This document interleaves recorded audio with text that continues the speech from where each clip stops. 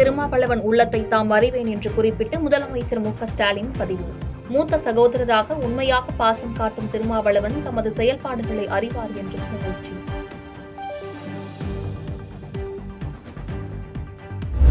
ஹைதராபாத் அருகே கைது செய்யப்பட்ட நடிகை கஸ்தூரி சென்னைக்கு அழைத்து வரப்பட்டார். சிந்தாதிரிப்பேட்டை காவல் நிலையத்தில் விசாரணை நடத்தியதை அடுத்து எழும்பூர் நீதிமன்றத்தில் ஆஜர்.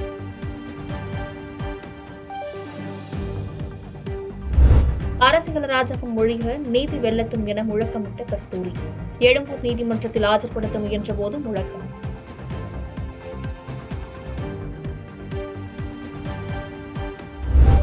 அமைச்சர் செந்தில் பாலாஜியின் தம்பியை கைது செய்யாத நிலையில் கஸ்தூரியை கைது செய்து பராக்கிரமத்தை காட்டியது தமிழ்நாடு அரசு.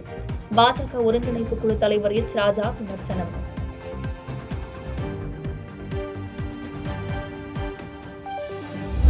தனிப்படை அமைத்து நடிகை கஸ்தூரியை கைது செய்யும் அளவிற்கு அவர் என்ன தவறு செய்தார்?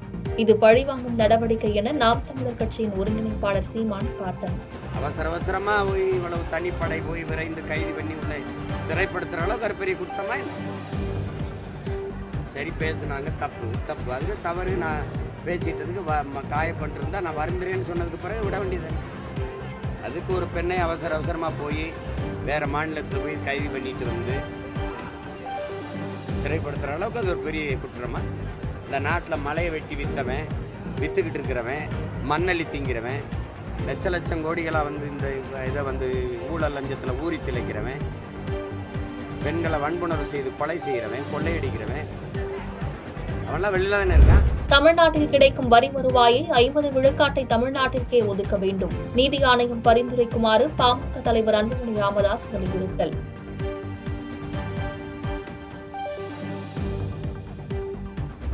கோவையில் லாட்டரி அதிபர் மார்டின் தொடர்புடைய இடங்களில் 3 நாட்களாக நடைபெற்ற அமலாக்கத்துறை சோதனை நிறைவு. 5 இடங்களில் நடைபெற்ற சோதனை நிறைவடைந்திருப்பதாக அதிகாரிகள் தகவல்.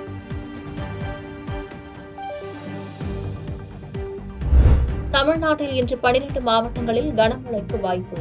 காரைக்கால் மற்றும் புதுச்சேரியிலும் மழை தொடரும் என வானிலை மையம் கணிப்பு.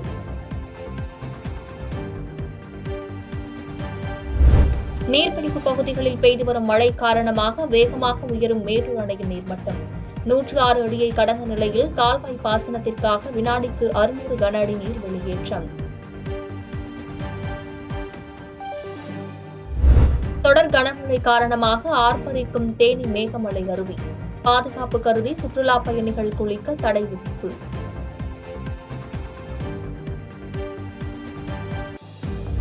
தேனி கும்பக்கரை அருவியில் கொட்டும் தண்ணீர். சபரிமலை செல்லும் ஐயப்ப பக்தர்கள் உற்சாக குளியல். திருச்செந்தூர் முருகன் கோவிலில் குவியும் பக்தர்கள் கூட்டம். சுமார் 5 மணி நேரத்திற்கு மேல் காத்திருந்து பக்தர்கள் சுவாமி தரிசனம்.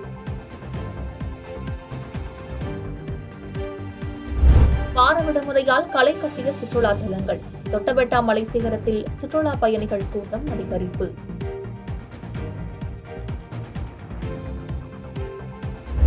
வந்தே பாரத் ரயிலில் வழங்கப்பட்ட உணவில் வண்டு இருந்தது தொடர்பாக தெற்கு ரயில்வே நடவடிக்கை.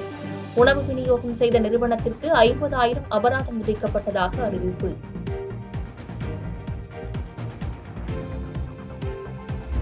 மணிப்பூரில் மீண்டும் வன்முறை ஏற்பட்டுள்ள நிலையில் அமித்ஷா அவசர ஆலோசனை. மகாராஷ்டிரா சட்டப்பேரவை தேர்தல்களை பாதியில் முடித்துக் கொண்டு டெல்லி திரும்பினார்.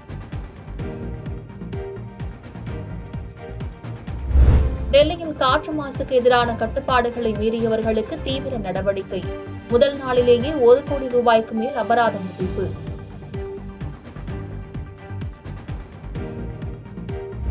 பெங்களூருக்கு வீட்டை மாற்றிக்கொண்டால் கன்னடம் படிக்க வேண்டும் என்று தொழிலதிபர் ஸ்ரீதர் வேம்பூர் கருத்து.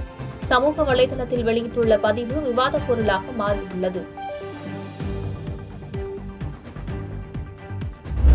கேரளாவில் சண்டைக்கு நடுவே வந்த ஆம்புலன்ஸ் வழிவிட்ட பிறகு மோதலை தொடர்ந்த காங்கிரஸ் மற்றும் கம்யூனிஸ்ட் தொண்டர்கள்.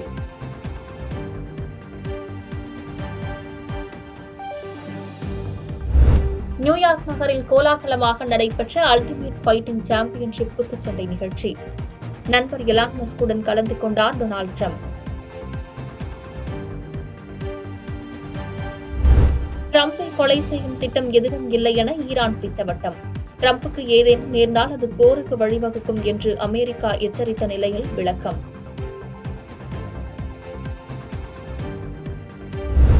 பெரிய பட்ஜெட் படங்களில் வரும் பெண்கள் குறித்த இரட்டை அர்த்த வசனங்களை யாரும் விமர்சிப்பதில்லை.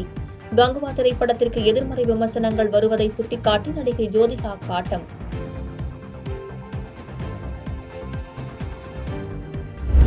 அமெரிக்காவின் டெல்லாஸ் விமான நிலையத்திலிருந்து புறப்பட்ட சவுத் வெஸ்ட் விமானத்தின் மீது துப்பாக்கிச் சூடு. உடனடியாக விமானம் நிறுத்தப்பட்ட நிலையில் பயணிகளை பத்திரமாக இறக்கி விசாரணை.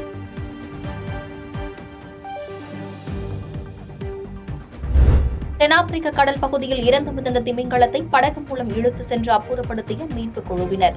ஒரே மாதத்தில் 3 திமிங்கலங்கள் உயிரிழந்திருப்பதாகவும் இறப்புக்கான காரணம் குறித்து ஆய்வு செய்து வருவதாகவும் உயிரின ஆய்வாளர்கள் தகவல்.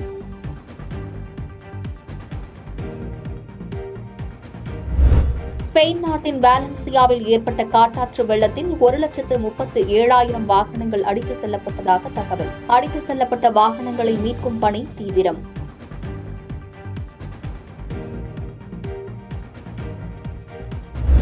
தெலுங்கு மக்கள் குறித்து இழிவாக பேசிய வழக்கில் ஹைதராபாத்தில் உள்ள தயாரிப்பாளர் வீட்டில் பதுங்கியிருந்த நடிகை கஸ்தூரியை கைது செய்தது போலீஸ். கைது செய்யப்பட்ட கஸ்தூரியை காவல்துறையினர் சென்னை அழைத்து வந்தனர்.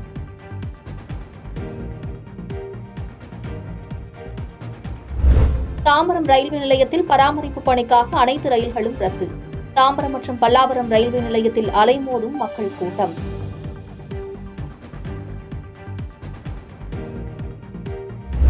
பிரதமர் மோடிக்கு 17வது சர்வதேச விருது. நாட்டின் உயரிய விருதை வழங்குகிறது நைஜீரிய அரசு.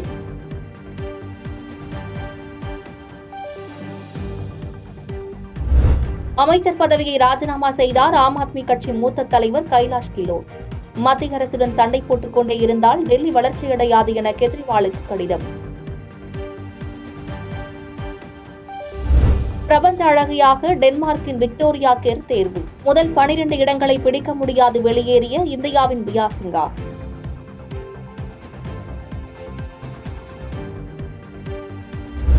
சுனிதா வில்லியம்ஸ் உடல்நிலை குறித்த வதந்திகளுக்கு முற்றுப்புள்ளி வைத்தது நாசா. ஆரோக்கியமாகவும் மகிழ்ச்சியாகவும் இருப்பதாக அதிகாரிகள் தகவல். செய்பவரை கண்டால் நாம் பயங்கொள்ளலாகாது பாப்பா. மோதி மிதித்து விடு பாப்பா, அவர் முகத்தில் உமிழ்ந்து விடு பாப்பா. அண்மை செய்திகளை உடனுக்குடன் தெரிந்து கொள்ள இணைந்திருங்கள் இயம்நாடு தொலைக்காட்சியுடன்.